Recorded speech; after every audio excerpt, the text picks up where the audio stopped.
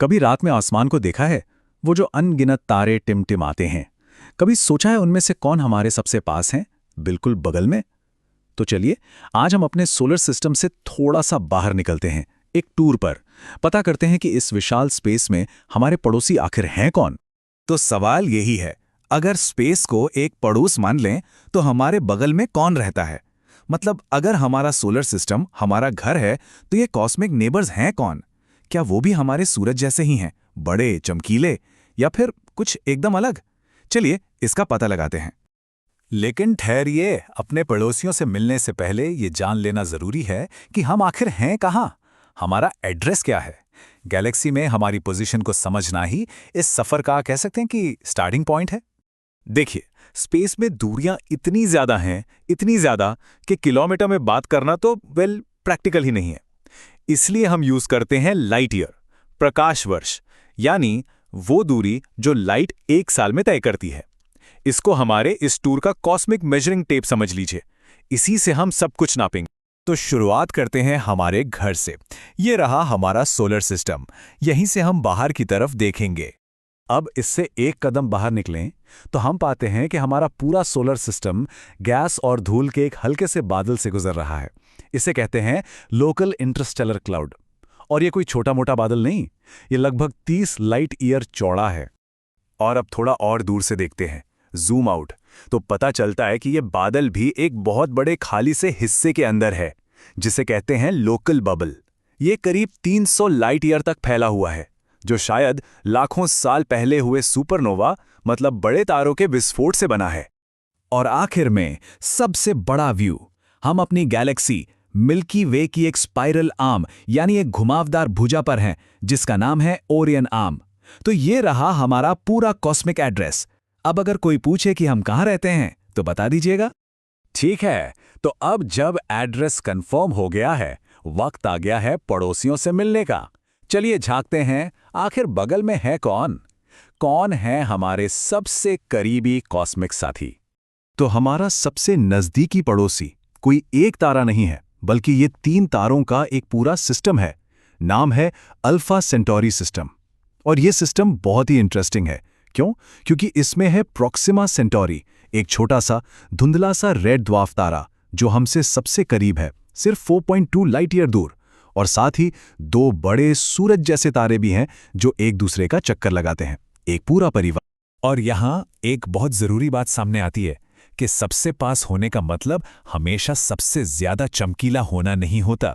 देखिए, Proxima Centauri हमारा सबसे नजदीकी पड़ोसी है, लेकिन वो इतना धुंधला है कि बिना टेलीस्कोप के दिखता ही नहीं। और दूसरी तरफ है सीरियस ए। ये हमसे डबल दूरी पर है, लेकिन रात के आसमान का सबसे ब्राइटेस्ट स्टार है। मतलब हमारे पड़ोस में हर तरह के लोग रहते हैं। फिर एक और पड़ोसी है, बड़ा ही दिलचस्प, बर्नार्ड्स स्टार। इसकी खासियत, ये आसमान में सबसे तेजी से मूव करता है। मतलब अगर हम हजारों साल तक देखते रहें तो ये तारा बाकी तारों के मुकाबले आसमान में एक जगह से दूसरी जगह जाता हुआ साफ नजर आएगा। एक फास्ट मूवर। ओके, तो कुछ खास पड़ोसियों से तो मुलाकात हो गई, लेकिन पूरा मोहल्ला कैसा है? अब वक्त है एक सेंसस का। चलिए देखते हैं कि हमारे 20 लाइट ईयर के दायरे में आखिर कौन कौन रहता है। तो अब तक साइंटिस्ट ने हमारे 20 लाइट ईयर्स के इस एरिया में टोटल 131 तारों और उनके जैसे ऑब्जेक्ट्स की पहचान की है। ये हैं हमारे इस कॉस्मिक पड़ोस की ऑफिशियल पॉपुलेशन। और ये लिस्ट काफी हैरान करने वाली है।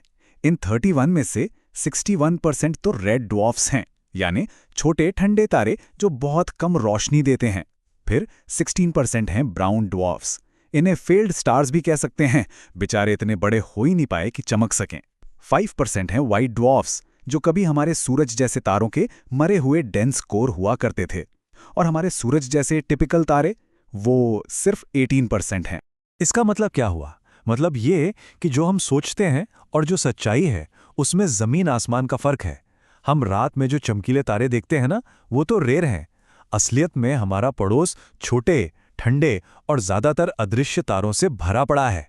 और ये फैक्ट इस बात को और पक्का कर देता है। सोचिए, हमारे 131 नजदीकी पड़ोसियों में से सिर्फ 22, हाँ सिर्फ 22 ही इतने ब्राइट हैं कि उन्हें बिना टेलीस्कोप के देखा जा सके। 80% से ज्यादा पड़ोसी तो हमारी नजरों से पूरी तरह ओझल हैं। वो हैं पर खामोशी से। और अब आते हैं सबसे इंटरेस्टिंग हिस्से पर। हमने अपने पड़ोसियों की गिनती तो कर ली, ठीक है, लेकिन वो एक जगह खड़े नहीं है। हमारा पूरा कॉस्मिक पड़ोस, पूरा मोहल्ला लगातार मोशन में है। ये जो मैप है ना, ये हमेशा बदलता रहता है। तो सवाल ये है, हम इनकी मूवमेंट को नापते कैसे हैं? इसका मेन तरीका है पैरेलैक्स। इसे समझने का एक बहुत आसान तरीका है। अगर एक उंगली को चेहरे के सामने रखा जाए और फिर एक आंख बंद करके देखें, फिर दूसरी, तो उंगली बैकग्राउंड के हिसाब से हिलती भी लगती है।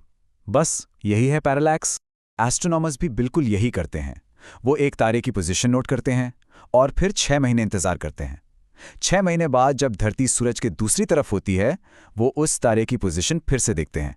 पास का तारा दूर के तारों के बैकग्राउंड के मुकाबले थोड़ा सा खिसका हुआ दिखता है, और ये मामूली सा शिफ्ट ही उन्हें उसकी दूरी और स्पीड कैलकुलेट करने में मदद करता है। कमाल है ना? और जब सालों तक इस मूवमेंट को ट्रैक किया जाता है, तो एक पूरा मैप बन जाता है कि कौन सा तारा किधर जा रहा है। और इससे एक कमाल की पावर मिलती है, ये प्रिडिक्ट करने की पावर कि कौन सा तारा कब हमारे करीब आएगा या फिर पास्ट में कब आया था। ये टेबल कुछ ऐसी ही मुलाकातों को दिखाती है, जैसे शोल स्टार। ये करीब 78,500 साल पहले हमारे सोलर सिस्टम के पास से गुजरा था। ये तो हुई पास्ट की बात, लेकिन फ्यूचर में देखिए, ग्लीस 710 नाम का एक तारा लगभग 13 लाख सालों में हमसे मिलने आ रहा है। और ये कोई ऐसी वैसी मुलाकात नहीं होगी। ग्लीस 1710 हमारे सोलर सिस्टम से सिर्फ 0.17 लाइट ईयर की दूरी से गुजरेगा। ये हमारे अभी के सबसे करीबी पड़ोसी प्रॉक्सिमा सेंटोरी से 20 गुना ज्यादा पास है। मतलब कॉस्मिक स्केल पर देखें तो ये दरवाजे पर दस्तक देने जैसा है। तो इसका असर क्या हो सकता है? इतनी नज़दीकी मुलाकात हमारे सोलर सिस्टम के बिल्कुल बाहरी छोर पर जो ऊट क्लाउड है, बर्फीले ऑब्जेक्ट्स का एक बहुत बड़ा गोला, उसमें ग्रेविटेशनल उथल-पुथल मचा सकती है। और इससे क्या होगा? इससे ढेर सारे कॉमेट्स यानी धूमकेतु हमारे अंदर के सोलर सिस्टम की तरफ आ सकते हैं। एक पूरी कॉमेट की बारिश। और ये हमें एक आखिरी सोच के साथ छोड़ जाता है। हमारा पड़ोस शांत नहीं है। ये एक डायनामिक, हमेशा बदलता हुआ स्टेज है। तारे आते हैं और चले जाते हैं। ये सोचने वाली बात है कि अगले 10 लाख सालों में और कौन सी ऐसी कॉस्मिक मुलाकातें हमारा इंतजार कर रही हैं। हम सब इस कॉस्मिक डांस का बस एक हिस्सा हैं।